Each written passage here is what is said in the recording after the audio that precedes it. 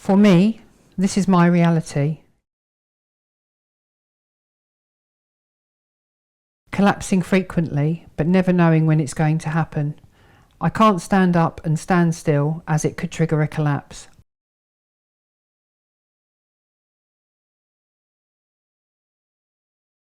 I'm Alexandra. I live with Ehlers Danlos Syndrome, and this is my story.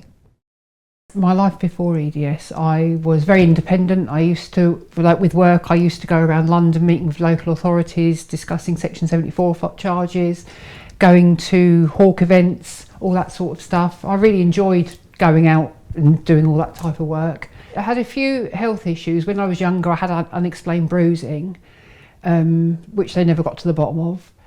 I was hospitalised twice with stomach problems. Again, they didn't know what the cause was. I ended up with a feeding tube, and then over time I then got better. The first real severe symptom was collapsing, which was on the 19th of January 2015, because it was the day before my husband's birthday, which is why I remember it. I picked my children up from the childminder and drove home. Didn't feel that great, so I went up to bed, and I got up to go to the toilet and collapsed, and I didn't know what was going on. And I hadn't fully collapsed, and I tried to get back up, and then I collapsed again, but that time I lost consciousness, and my husband got quite worried. And then once I came round, he wanted to take me to the hospital, so he did. I thought I was dying. When I was in hospital, when I first went into hospital, I thought there was something severely wrong with me, because I couldn't understand how your brain can just switch off. I couldn't understand how that was happening to me. It was absolutely terrifying. Before I got my diagnosis, I'd never heard of Ehlers Danlos Syndrome. I now know that Ehlers Danlos Syndrome is a connective tissue disorder. There are 13 types, and I've been diagnosed with the hypermobile Ehlers Danlos Syndrome.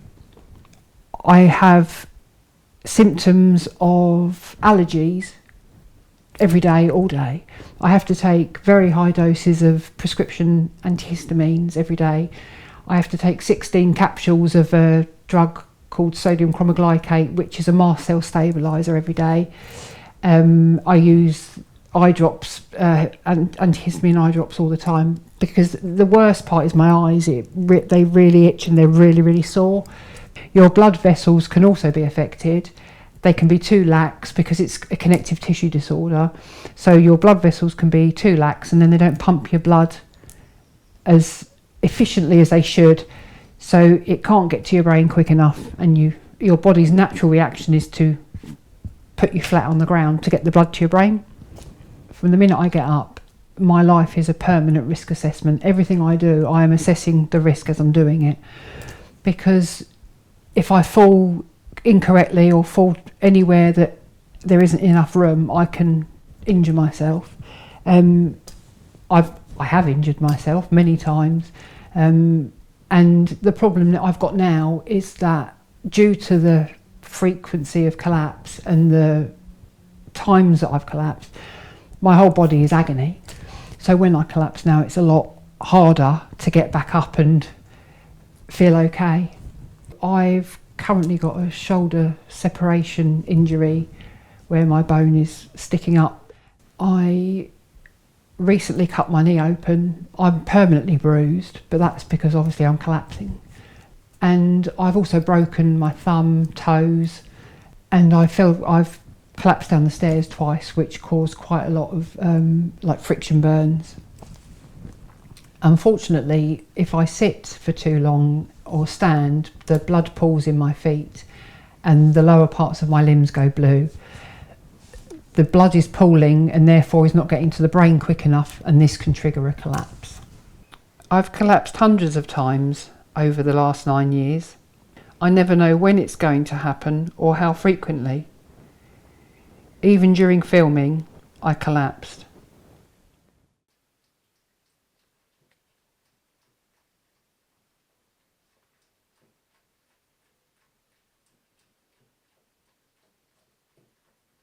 After a while, I can start to hear.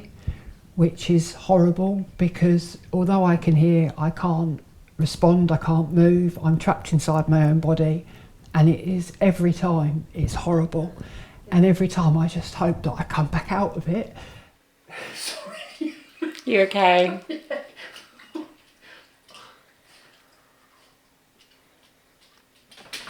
Will you film me? I can hear if I'm out and people are panicking and wanting to call ambulances. So therefore I always have a member of my family with me to explain that I don't need an ambulance. But it's very, very distressing to hear it and not being able to respond to it, being trapped. It's horrible.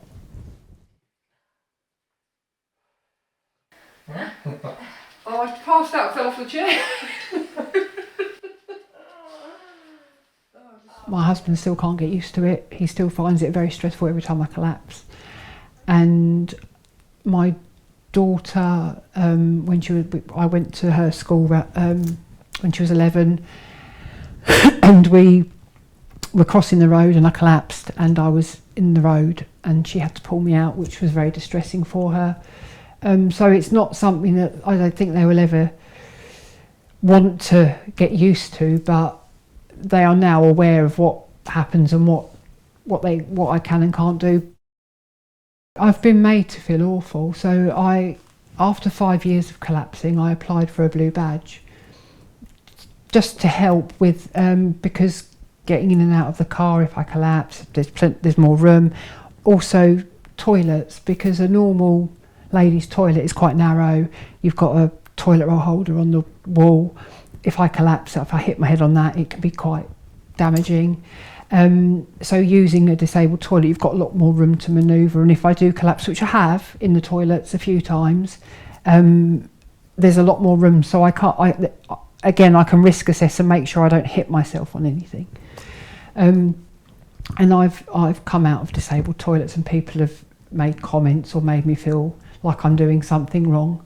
And I remember very clearly a couple of years ago, which was one of the reasons I started raising awareness of Ehlers Danlos, an invisible disability. I came out of a disabled toilet in a store and a lady looked at me and was about to say something and I collapsed flat out on the floor and she ran. But the way she looked at me, the first thing I did when I came round was burst out crying because she'd made me feel so bad for using that toilet. And I've also, like when we've parked, you can see people looking at me walking out and thinking, and you can see the way they look at you, that they don't believe there's anything wrong with you. They then left me in a bed. They wouldn't let me get out of the bed. I had to use a bedpan because they believed that was best for me because I faint. And I thought, right, that's enough. I can't live like this anymore. I've been campaigning for Ehlers Danlos Syndrome, and last year I presented my lived experience to 24 MPs in Parliament. And then after that we went to Downing Street. But at Downing Street, I had a camp chair so that I could sit while I was waiting to go to the gates of Downing Street. But as I got up off the chair, I collapsed outside Downing Street. And I was with some doctors that specialise in EDS and care for it. And I said to them, what do I do? How do I stop this from happening all the time? And they said, you need to get a wheelchair. And I did.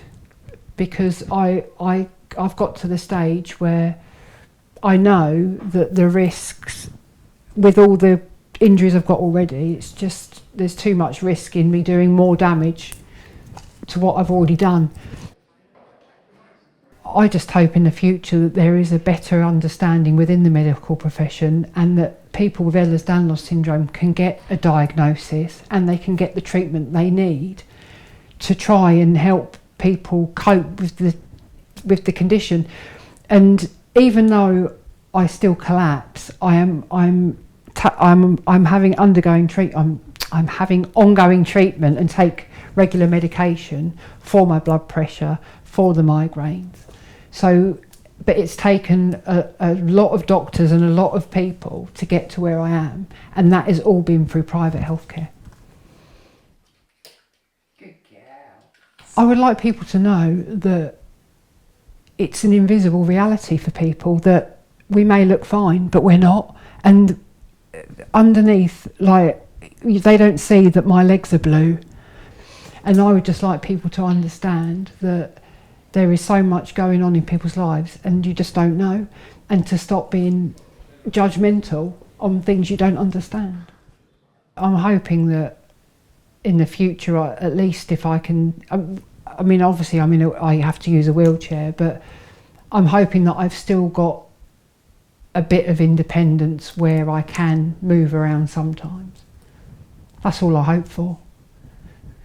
Just to be able to get up and walk around sometimes, pretty much. That's it, that's all I can hope for, really.